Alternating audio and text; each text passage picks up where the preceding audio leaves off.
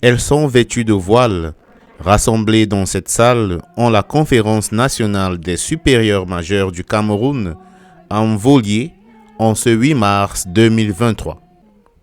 Ce ne sont pas des femmes au foyer, mais des religieuses qui ont fait vœu de chasteté, de pauvreté et d'obéissance à leur Seigneur. Elles sont des supérieurs majeurs dans leurs congrégations respectives. Elles s'intéressent donc principalement à la vie de l'Église et à celle de leurs consoeurs en communauté. Qu'à cela ne tienne, elles sont des femmes et donc l'événement du 8 mars, qui est la journée internationale des droits de la femme, est aussi leur affaire.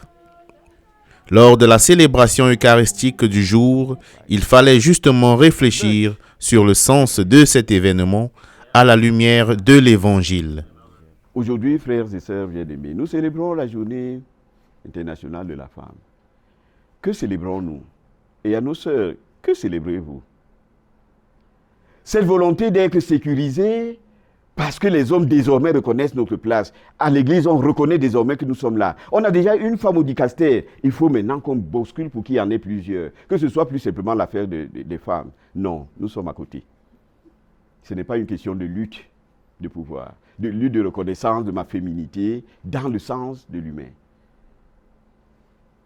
C'est un abandon à la volonté de Dieu qui nous a fait hommes et femmes et qui, spécialement dans la femme, a montré les preuves de la fécondité de son amour.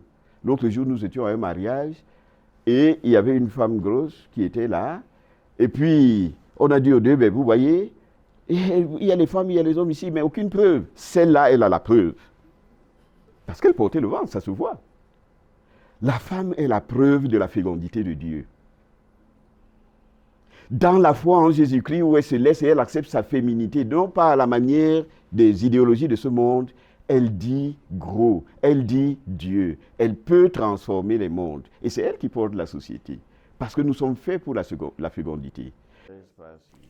La femme est le signe de la fécondité de Dieu. Les religieuses le savent très bien. C'est pourquoi elles ont le devoir de s'exprimer sur les questions sensibles relatives à la gente féminine, sa place, ses droits et ses devoirs dans la société et même dans l'Église. Voilà, alors on est le 8 mars 2023 et nous sommes au Cameroun. Je tiens à le préciser parce que c'est quand même important de situer le contexte de la femme que je suis et où est-ce que je suis. Et en même temps, situer quand même que je suis une femme, mais consacrée au Seigneur.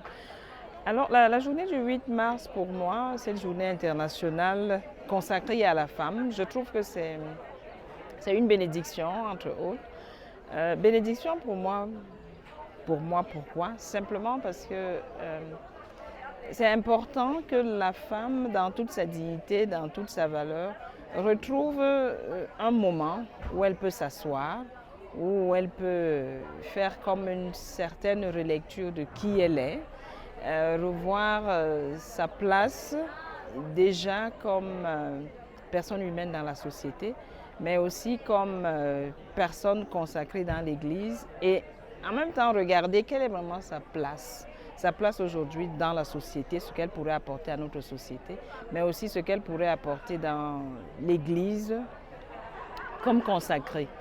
Mais bénédiction aussi parce que le 8 mars quand même, c'est aussi un moment où elle pourrait prendre le temps de relire aussi qu'est-ce qui est encore comme travail à faire sur sa manière à elle de célébrer. Parce qu'on sait qu'en Afrique, on célèbre beaucoup.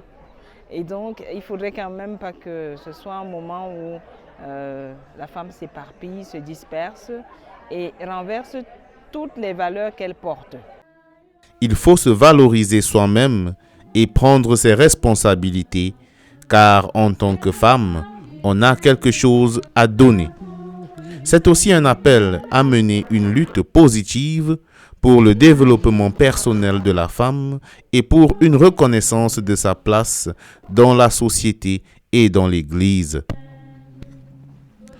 Le 8 mars, pour moi, c'est une journée de commémoration de de la journée non, de l'accession de la femme au droit de vote. Et c'est très important et significatif pour moi parce que dans l'histoire, des femmes ont lutté, elles ont lutté corps et âme pour avoir accès au droit de vote et avoir accès au droit en général de la femme qui était marginalisée. Et dans notre société actuelle, cette marginalisation continue toujours. Et notre devoir, notre responsabilité, c'est de lutter pour que la femme soit reconnue davantage dans notre société camerounaise, africaine en général. Et en tant que religieuse, c'est le combat dans nos engagements apostoliques. Nous menons ce combat au quotidien pour la promotion féminine. Il est bon de faire valoir ses droits et lutter pour leur reconnaissance. Cependant, il ne faut surtout pas oublier ses devoirs. Cette lutte pour l'autonomisation de la femme doit faire appel à une interdépendance. Il y a la place de la femme, il y a la place de l'homme. La femme avec ses droits et devoirs, l'homme aussi a ses droits et devoirs. Dieu nous a créés à son image et nous sommes des êtres complémentaires. La femme est appelée à se valoriser, à prendre la parole comme l'homme, que ce soit devant une assemblée, à aller à l'école. Elle a droit aussi à un emploi. Mais ça ne signifie pas qu'elle va rejeter ses devoirs d'être femme. Non, loin de là.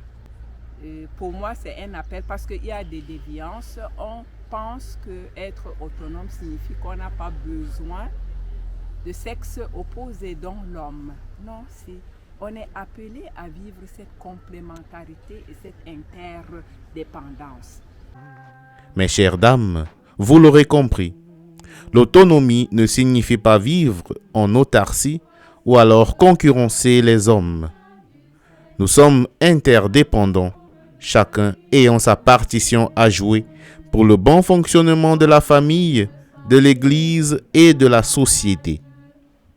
Poursuivons donc notre pèlerinage sur terre dans un esprit synodal qui nous invite au rejet d'abus de toutes sortes, mais nous recommande désormais de vivre en enfants de Dieu, fils et filles d'un même Père.